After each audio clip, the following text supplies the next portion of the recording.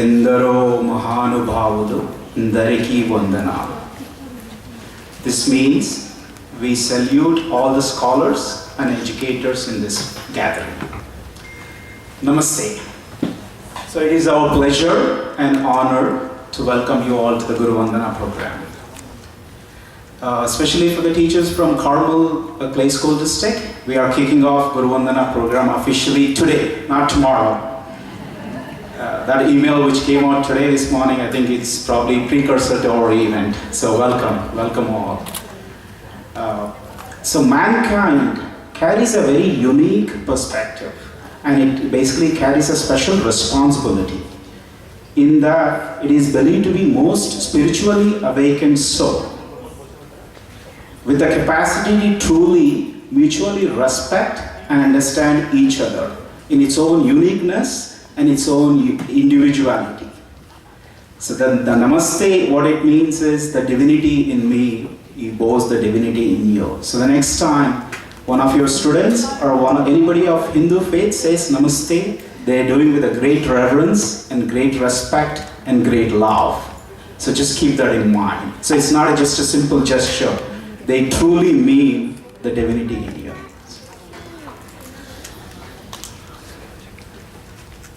So how many of you have attended this program a few years ago? I know we've been doing this for 3 years. Okay. Oh, repeat offenders, we love you all. So for the newcomers, you are in for a very good treat. So we'll take you on a journey through India. So you get to actually experience what your kids do outside school. So you get to see them play Indian rachnas, what we call them as Indian notes on Western instruments. Anybody who is basically a band director or an orchestra teacher, you would love that. You actually get to see your little ones actually dance to Indian tunes, even the shy ones too. So you are definitely in for a treat. So that's before I talk about the event itself. So let me talk a little bit about our organization, who we are. You must be wondering, what is this Hindu, right? So the organization name itself is called Hindu Swayam Sevak Sangh. The first word I don't have to explain. The second word, Swayam Sevak, is basically somebody who self-motivates them to be a volunteer. So the organization is basically a volunteer and social and cultural organization. So what is its mission? For anybody who has gone to marketing class, they know 4 P's. So we have 4 P's too. So what are those? Those 4 P's are, we want to preserve and protect our dharmic traditions which have been coming for ages, so that we can pass it on to next generation. They can pass it on to the next generation. And we want to practice and promote our dharma. So what we offer to the other faiths, what we offer as a faith-based organization, what we offer to the humanity. So that's what we want to do, our organization does. So how do we do this? So there are multiple ways we do that, right? So throughout the US, we have 171 branches, what we call them as shakas. It's a Sanskrit word for a branch. Think of it as a massive oak tree with 171 branches across US. So each branch meets them once a week. So they have typical 90-minute activities. Those activities spawns to stimulate your child's as well as adults' physical well-being as well as spiritual well-being. So why do we do that? We want to build a well-rounded and empathetic children who can lead us in the future. And another thing we kind of try to instill the pride of identity, our Hindu identity. So you might ask, right? We are all Americans, majority of our citizens, why that Hindu identity, right? Would the identity cause a conflict? Would the identity cause a tension? There are certain identities which do that. And the reason they do that is they have exclusivity to them. The reason they have exclusivity is because for me to believe you, I cannot be validated. So that exclusivity means for my religion to be valid, your religion cannot be valid. Or my faith to be valid, your faith cannot be valid. And that causes a lot of tension. So when I go to a lot of these interfaith organizations, the first thing I talk about is this exclusivity. Basically, that causes a lot of tolerance. They say, you know what? At the maximum, we can tolerate you. Tolerate is a very patronizing term, right? All it says is, you know what? I don't believe you what you're doing, but I'll put up with you. Luckily, Hinduism does not have that problem. We actually, in there to mutually respect each other's faiths. That's what our goal is to. That's as a dharmic, traditional-based or faith-based organization, that's what we offer to the society we live in.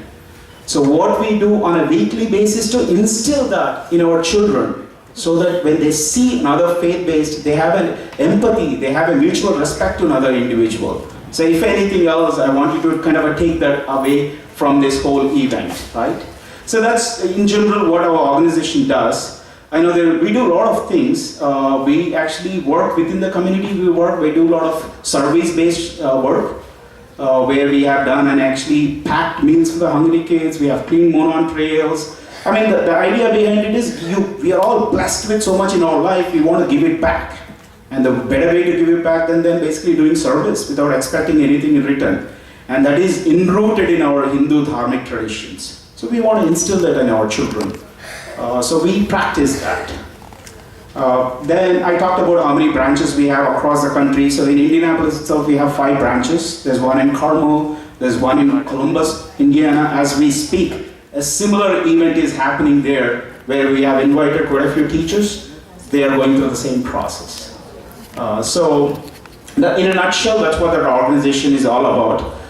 Then coming back to this program, right? So this Guru Vandana program is very unique way in which only Hindus who does reverence, the amount of respect and reverence shown to the teachers. So today, actually, your kids will take you through the journey of India. As I said, various cultural programs, dance events, and instruments playing. You get a small glimpse of what our ancient old traditions are. Okay? That being said, I don't want to take up too much of your time and bore you to death. So welcome you all. Thanks for taking time off on a Sunday afternoon to attend this. It means a world to our kids, and I know you mean a world to them too, because you are the mentors. You instill a lot of their inquisitiveness and their curiosity in learning things. So I hope you continue to do that, enrich somebody's. You are a role model. So thank you again. Thank you. Welcome.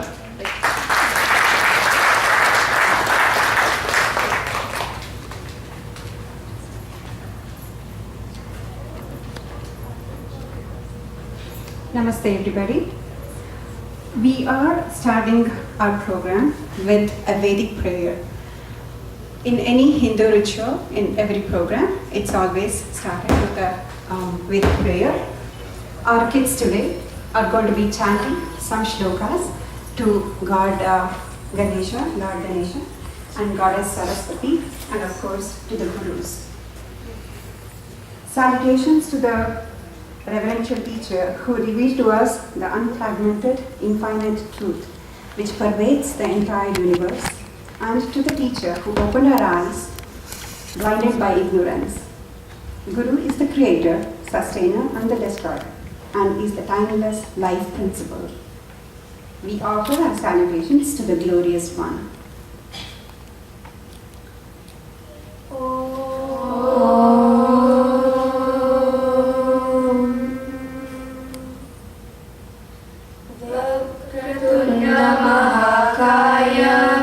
Surya-koti Samaprabha Nirvignam Kuru Me Deva Sarvakareshu Sarvada Saraswati Namastubhyam Varade Kamarupini Vidyarambham Karishyami Siddhir Bhavatu Me Sada Akhandamandalakaram Vyaptam Yena Chalacharam Tatpadam Darshitam Yena Tasmai Shri Gurave Namaha Ajnanatimirandasya Jnana Chalashalakayaha Chakcharuf Nilitam Ena तस्मै श्री गुरवे नमः। गुरु ब्रह्मा गुरु विष्णु गुरुदेवो महेश्वरः। गुरु साक्षात् परब्रह्म